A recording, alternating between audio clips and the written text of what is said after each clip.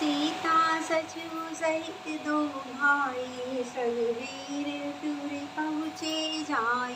उतरे राम देव सर देखी, कीन दंडवत हरष विशेषी। लखन सचिव से किए प्रणामा, सबहि सहित सुख पायो रामा। गंग सकल मुद मुद मंगल मूला, सब सुख करनि हरनि सब सूला। कही कही कोटिन कृथा प्रसंगा, राम बिनो कही गंग तरंगा।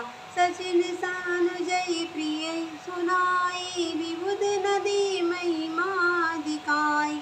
मंजुन कीन पंत श्रम गयो, सुचि जल पियो मुदित मन भयो। सुमिरत जाहि मिटै श्रम भारु, ते श्रम या लौकिक व्यवहारु। शुद्ध सच्चिदानंद में कंद भान कुल केतु, चरति करत नर अनुहरत। संस्कृति सागर सेतु सियावर, राम जय जय राम मेरे प्रभु राम जय जय राम। सीता जी और मंत्री सहित दोनों भाई श्रृंगवेरपुर जा पहुँचे। वहाँ गंगा जी को देखकर श्री रामचंद्र जी रथ से उतर पड़े और बड़े हर्ष के साथ उन्होंने दंडवत किया। लक्ष्मण जी, सुमंत और सीता जी ने भी प्रणाम किया। सबके साथ श्री रामचंद्र जी ने सुख पाया। गंगा जी समस्त आनंद मंगलों की मूल है। वे सब सुखों को की करने वाली और सब पीड़ाओं को हरने वाली हैं। अनेक कथा प्रसंग कहते हुए श्री रामचंद्र जी गंगा जी की तरंगों को देख रहे थे।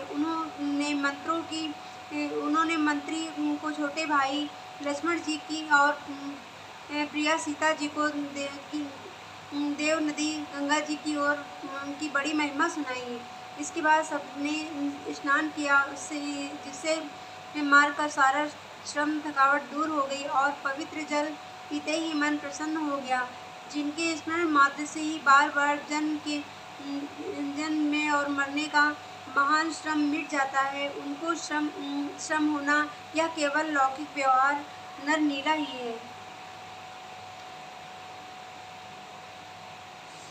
शुद्ध प्रकृत जन, तिगड़ों से रहित, मायातीत, दिव्य मंगल ग्रह, सच्चिदानंद कंद स्वरूप सूर्यकुल के ध्वजा रूप भगवान श्री रामचंद्र जी मनुष्यों के सदस्य ऐसे चरित्र करते हैं जो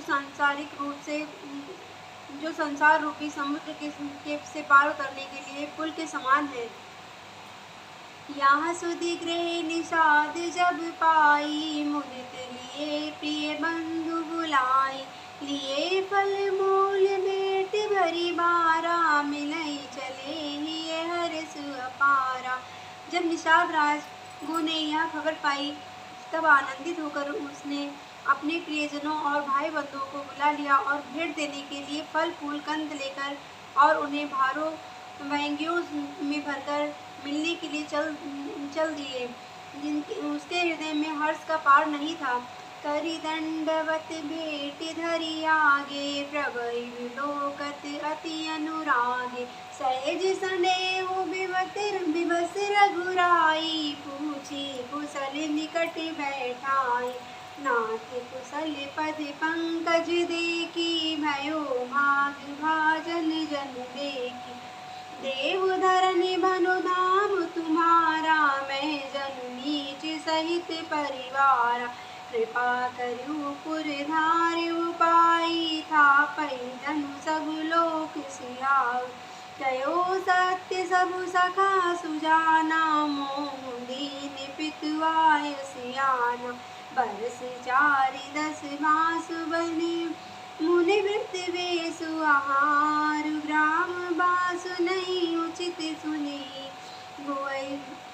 भयो दुख भारु। सियावर राम जय जय राम मेरे प्रभु राम जय जय राम। दंडवत करके भेंट सामने रखकर वह अत्यंत प्रेम से प्रभु को देखने लगा।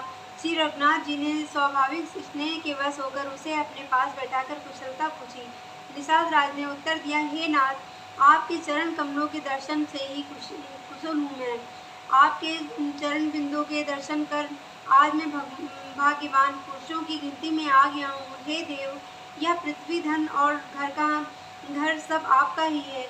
मैं तो परिवार सहित आपका नीच सेवक हूँ। अब कृपा करके श्रीपुर में पधारिए और इस दास की प्रतिष्ठा बढ़ाइए, जिससे सब लोग मेरे भाग्य की बढ़ाई करें। श्री रामचंद्र जी ने कहा, हे सुजान सखा, तुमने जो कुछ कहा है वह सत्य है, परंतु पिताजी ने मुझको और भी आज्ञा दी है। बरस 4-10 बासुवन, मुनि व्रत बेसु आहारु, ग्राम बासु नहीं उचित सुनी, हुए भयो दुख भार। पिताजी की आज्ञा अनुसार मुझे 14 वर्ष तक मुनियों का व्रत और वेश धारण करना है और मुनियों के योग्य आहार करते हुए वन में ही बसना है। गांव के भीतर निवास करना उचित नहीं है। यह सुनकर को बड़ा दुख हुआ। राम लखन सिय रूप निहारी, कहिए सप्रेम ग्राम नर नारी। हे पितु मात कहो सकित कैसे, जिन पठाए वन बालक ऐसे। विशालदास कहते हैं कि श्री रामचंद्र जी लक्ष्मण जी और सीता जी के रूप को देखकर गांव के स्त्री पुरुष प्रेम के साथ चर्चा करते हैं। कोई कहता है कि हे सखी, कहो तो ये माता पिता कैसे हैं जिन्होंने ऐसे सुंदर सुकुमार बालकों को वन में भेज दिया। एक एक ही भल भूपति की नालोयन लाहु सहमई विधि लीना, तब निषाधिपति उरे अनुमाना, तरु सिपुआ मनोहर जाना। ले रघुनाथ ठाई ठाहु दिखावा, कहो राम सब भाति सुहावा। पुरजन कर जोहार घर आए, रघुबर संध्या करन सिधाय। गृह संहार सातरी बसाई, कुस किस लय मैं मृदुल सुहाई। सुचि फल मूल मधुर मृदु जाना, दो ना भरी भरी राखियो भानी। सिय सुमंत भ्राता सहित, कंद मूल फल खाई। सैन की रघुवंश नहीं, पाए पलोटत भाई। सियावर राम जय जय राम, मेरे प्रभु राम जय जय राम। कोई एक कहते, राजा ने अच्छा ही किया, इसी बहाने हमें भी ब्रह्मा के नेत्रों का लाभ मिला है। तब निषाद राज ने हृदय में अनुमान किया तो अशोक के पेड़ को उनके ठहरने के लिए मनोहर समझा।